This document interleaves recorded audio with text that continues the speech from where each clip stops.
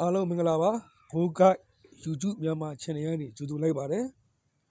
ကျွန်တော်ရဲ့ channel လေးကို like and subscribe လုပ်ဖို့မမေ့ပါနဲ့ကျွန်တော်အခု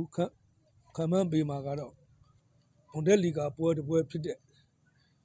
ယူနီယာဘာလင်နဲ့မိန်းတို့ရဲ့ပွဲကိုခံမှန်းမှရှိပါလေအခုလက်ရှိပေါက်ဈေးယူနီယာဘာလင်ရဲ့လဲ80ပေါ်အဲ့ပေါက်ဈေးနဲ့နော်မူတီပြီးသုံးတဲ့ချက်လေးကိုကျွန်တော်သုံးသပ်ပေးမှဖြစ်ပါတယ်ယူနီယံဟာတရားတွေမှာသူတို့ရဲ့အိမ်ဝင်းခန့်ချက်ကတော်တော်လေးကြည့်လိုက်ပါတယ်အိမ်ဝင်းကစားပုံကြည့်ရပို့ပြီးတို့ယုံကြည်မှုရှိနေလို့ပြိုင်ပွဲအသင်းကိုလည်းနော်ဖီအားပေးကစားတတ်တဲ့အတင်းလည်းဖြစ်ပါတယ်ဒါပေမဲ့ဒီနေ့ပွဲမှာယူနီယံဘာလင်ဟာအိမ်ဝင်းနော်ဖြစ်ပေးတဲ့အားလည်းရှိနေတယ်သူတို့ရဲ့ကိုတင်းယူမှုတွေရတယ်နော်စက်ပီတွေကနေတစ်ဆင့်နော်ဘူးတွေရယူနေမှုတွေကလည်းရှိနေပါတယ်တစ်ဖက်ကမိန်ကိုကြည့်ပြန်တော့လေမိန်ရဲ့ရလက်ပိုင်းတွေရတယ်အတက်အကျရှိနေတတ်ပေမဲ့အဝေးကွင်းမှာတံပြန်တိုက်စစ်နဲ့နော်ခန့်စစ်ကစားပုံတွေကနော်တကယ်ကိုကောင်းခဲစရာပါဘာလို့ဆိုတော့မိန်အတင်းကသူတို့ရဲ့ပွဲကိုနော်ထိန်းကစားပြီးတော့ခွင့်အေးစောင့်ပြီးတော့ယူတတ်တဲ့အတင်းမျိုးဖြစ်တယ်အဲဒါကြောင့်ကျွန်တော်ဒီနေ့ဒီလိုနှစ်တင်းနော်ထိတ်တိုက်တွေ့ဆုံမှုပြန်ကြည့်ရင်တော့ယူနီယံဘာလင်ရဲ့အိမ်ဝင်းမှာအတားသီးရလေးရှိတယ်ဒါပေမဲ့မိန်ကလည်းယူနီယံကိုဒုက္ခပေးနိုင်တဲ့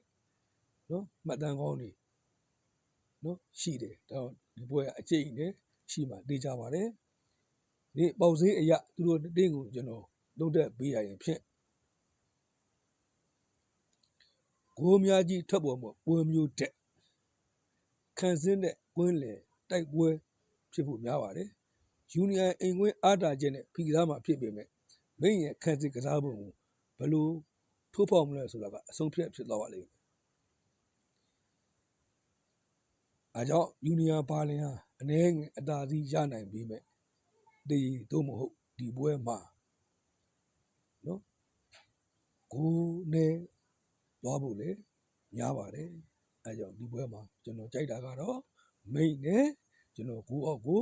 ပူကြိုက်ပါတယ်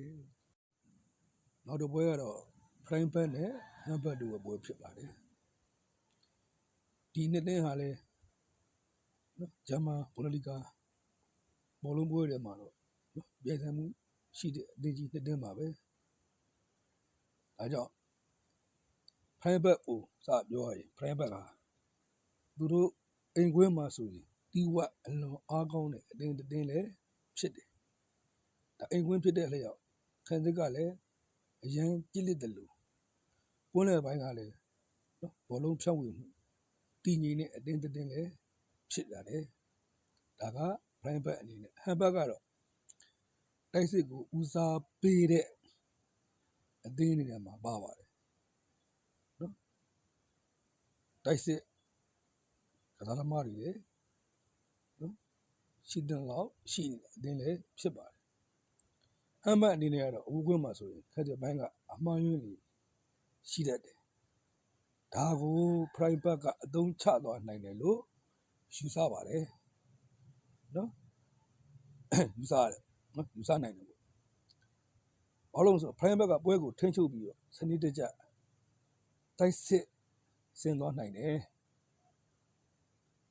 တစ်ဖက်ကဟမ်ဘတ်ကလည်းသူတို့ရဲ့မြန်ဆန်တဲ့တောင်းပန်တိုက်စစ်တွေကိုတုံးပြီးတံပြန်တိုက်စစ်နဲ့ကိုရဖို့လေကြိုးစားလာပါလိမ့်မယ်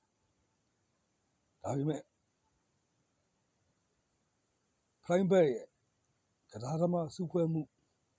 ဟာဟမ်ဘတ်အနေငယ်လာလုံးနေပါတယ်ဒါကြောင့်ဒီပွဲမှာဒီပွဲအကျိတ်နေရှိမှပွဲတစ်ပွဲ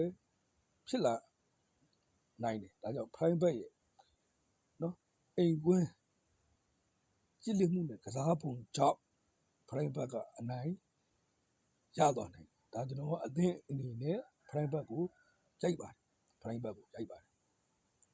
တစ်ဖက်ကပေါက်ဈေးကိုကြည့်မယ်ဆိုရင်1ပလက် 80 60ပေါက်သေးမှာတော့တရေတစ်ပေါက်တော့ရှိနေပါတယ်ကျွန်တော်ရဲ့ channel အားပေးနေညီကိုများကိုကြိုက်နေတဲ့ရာချင့်ချင်ပြီးတော့ကစားကြပါโอเคကျေးဇူးတင်ပါတယ်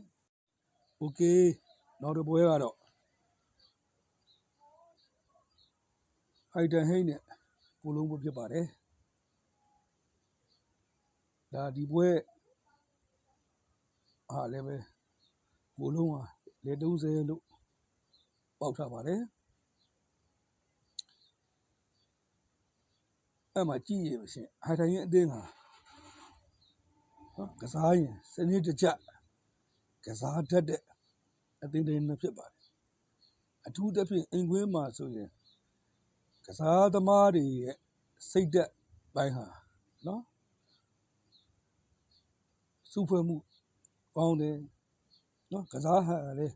အမြင်ပေါ်တဲ့တစ်ဆင့်အသာစီးရယူပြီးကစားတတ်တယ်ဒါကြောင့်ဟန်တဲ့ဟင်းကအင်ကွင်းအားတာချက်ရှိတယ်ဆိုပေမဲ့လို့ကိုလုံးကိုကြည့်ပြန်တော့ကိုလုံးဟာနော်နာမည်ကြီးအသင်းဟောင်းလက်တင်ဖြစ်တဲ့နော်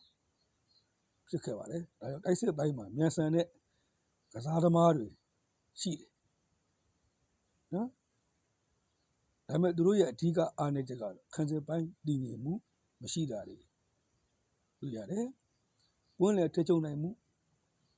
ကောင်းတယ်တောင်မှတိုက်စစ်တွေရတယ်မြန်ဆန်ကိုလုံးဟာအဲ့တော့ဒီပွဲမှာကိုလုံးကဘောလုံးပိုင်ဆိုင်မှုအတားတီးယူပြီးတိုက်စစ်ဆင်မှုကြိုးစားမှာမသေးကြပဲဒါပေမဲ့ဟိုက်တန်ဟိန်းရဲ့တန်ပြန်တိုက်စစ်နဲ့ထောက်ကန်ဘောတွေပြစ်တံဘောကနေအဆင့်ဟိုက်တန်ဟိန်းရတယ်ကိုရယူနိုင်တယ်နော်ဟိုက်တန်ဟိန်းကကိုရဖို့အခွင့်အရေးနည်းနည်းရရင်တော့အပိုင်အသုံးချက်တတ်တဲ့အဒီမျိုးပါဒါကြောင့်နော်သုံးသက်ပေးရခြင်းနော်အဆင့်အလိုရကိုလုံးကအနေငယ်တာလုံးတယ်လို့ထင်ရပေမဲ့ဟန်တန်ဟိန်းရဲ့အိမ်ကွင်းမှာကစားမှာဖြစ်တာကြောင့်ကိုလုံးအတွက်အနိုင်ရဖို့ခက်ခဲမဲ့ပွဲစဉ်တစ်ပွဲတည်းဖြစ်သွားနိုင်ပါတယ်